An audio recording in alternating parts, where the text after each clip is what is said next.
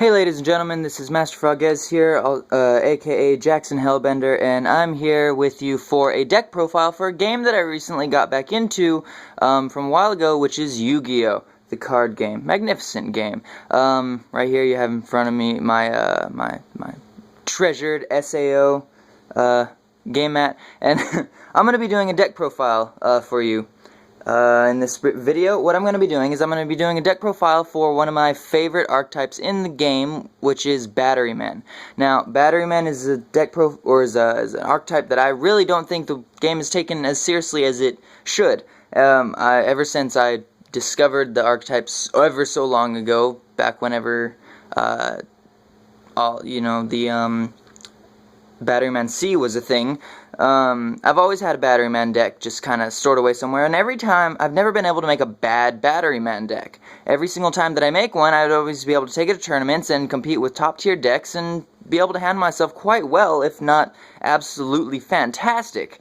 And I don't understand why more people don't play Batterymen, but I guess it's all a game of preference. So, without further ado, let's get into it. This is my newest build that focuses around the Batteryman 9-volt, I guess, swarm tactic. Starting off with the monsters, we're going to have 3 Batteryman Microcell. Microcell is just a flip effect for searching out your Batteryman, and if he's flipped and destroyed by battle, then you draw a card off of him.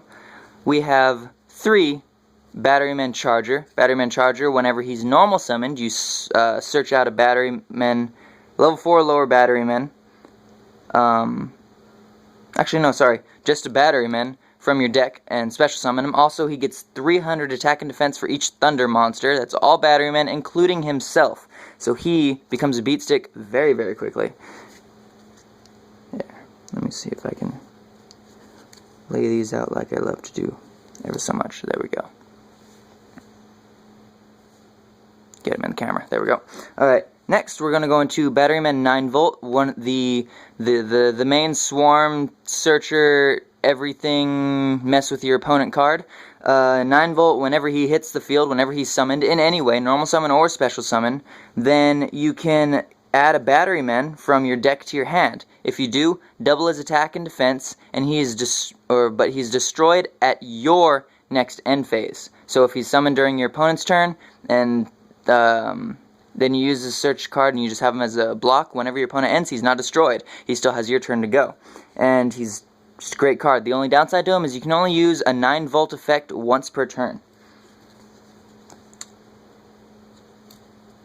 Batteryman Fuel Cell, accidentally the best card in the deck. Accidentally here being, it wasn't supposed to originally be Fuel Cell. Fuel Cell was just supposed to be a side card that if you drew into, you could use, but I ended up wanting to always have 2 fuel cells in my hands at all times, whenever I could. He's the only thing that I ever search out with 9-volt, really. Fuel Cell can be special summoned when you control 2 or more Batteryman monsters, and he can straight from your hand. And once per turn, I contribute a Batteryman, except himself, to bounce a card on the field to my opponent's hand. Last with Batteryman, we have a Batteryman Industrial Strength. Only one. A lot of people like running this as their main beat stick of the deck. I actually find Charger is the better beat stick, but mainly him, he's just there to draw into. He definitely saves games. He's a very good card. Let that not be mistaken.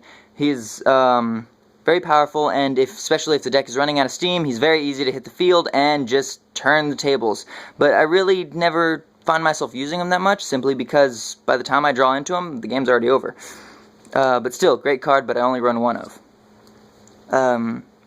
Still in monsters, but outside of Batterymen, we have 2 Battle Fader. Battle Fader, discard from your hand when your opponent declares a direct attack, and it's special summoned, ends the battle phase, for those of you that don't know. And this is actually mainly just for defensive. I almost never draw a bad hand with this deck, but if you do, this is just there for, I guess, added insurance. But he goes great in conjunction with this next card, which is 3 Card D. Card D, if you don't know, whenever is normal summoned, By the way, you cannot activate this effect if you special summon this turn, so you're pretty much only going to be doing this your whole turn. You normal summon him, you can instantly tribute him, draw 2 cards, and end your turn instantly. So you won't be able to set or use the cards you drew, but it gives you the draw power if, say, you just drew some garbage your first turn. And a lot of times I do find myself drawing these 2 at the same time, which is just fabulous. Card D, discard, or sacrifice himself, draw 2, and then if your opponent tries anything to swing, you have your Battle Fader, which is pretty much unstoppable as far as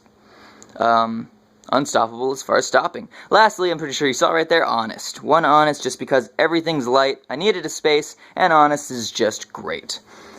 So, that's the monsters. 3, 6, 9, 10, 11, 12, 13, 14, 15, 16, 17, 18, 19 monsters. Set that up there. Next, we're on to Magic. This next card is another fabulous card that I think the world should have more of. It's a common card, it's cheap, and it's unstoppable, pretty much. And that is Monarch Stormforth. Monarch Stormforth, I can tribute one of my opponent's monsters to normal summon a monster from my hand. Now,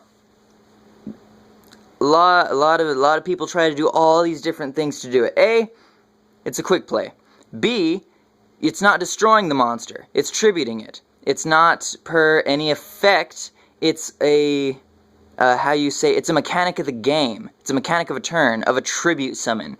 And that is almost impossible to negate. You can negate the summon, but you can't negate the tribute. If you can, I haven't ran into yet. I haven't ran into the way yet. 2 Pot of Dualities. I originally ran 3, but then I realized I special summon a lot. So, Pot of Duality, and I already have all the draw power I need, along with the search power. So, I might even bump that down to 1 eventually. 2 MST, because reasons. 2 Short Circuit, because very often if I find myself already loaded with battery men, my opponent has something that I, for some reason, can't get rid of, even though, because I've used up all my effects for the turn. Short Circuit is good for just clearing the board and sweeping for game. And then lastly, the 1-ofs, we have 1 Lightning Vortex, substitutes all my Raigekis because I love Lightning Vortex, and I know it's not as great, but Raigeki is expensive, people. 1 Dark Hole, because Dark Hole, and 1 Supply Squad, because I sacrifice my monsters a lot. And a lot of my monsters get destroyed quite often, so can draw off that. So, that's Magic, that's 5, 6, 7, 8, 9, 10, 11, 12. And I did those backwards. There we go.